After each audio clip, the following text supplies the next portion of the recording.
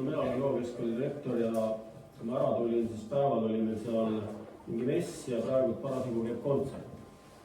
Ja kui te nagu võtate nagu kooli tegevust, mis kellaaegadel, kuupäevadel ta on ja mis ajal ta võiks olla vaba ja kasutatud millekski muuks, siis te näete seda, et tegelikult kui ressurssi mõistlikult kasutada, siis on mõistlik, et kool oleks ühes näiteks muusika- kunstikooliga, mis kas ta sotsiaalkeskusega sobib, seda ma kahtlen.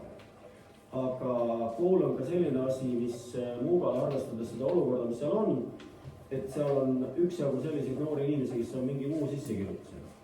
Ja kes on vähe rohkem kursis ja teavad, et veekool on nüüd nii täis, kunagi ma alustasin 300 õpilast, nüüd on 700, et ma ei taha Muuga elanikena nende lapsi võtta, sellepärast ma ei mahu.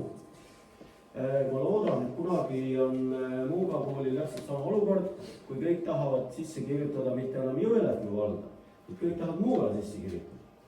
Isegi võõrad tulevad, sellepärast et selle sissekirjutusega saad sa kooli. Aga teisest küljest see kellegi seal sisse kirjutab, see hakkab ju maksumaksjaks juurde. Selle raha peab ju hakkama ju midagi tegema. See nagu ongi see, kus see raha lõpuks. Ja mina arvan, et see, mis iganes hoone tuleb, kui me koolist räägime, see võiks olla mitmefunktsiooniline, aga mitte kõikide funktsioonid. Kõikide ei sobi, aga kooli kõrval sobivad teatud funktsioonid päris hästi. Selge. Ma natukene veel ühe nüansi juurde. Pool minutit. Ja pool minutit.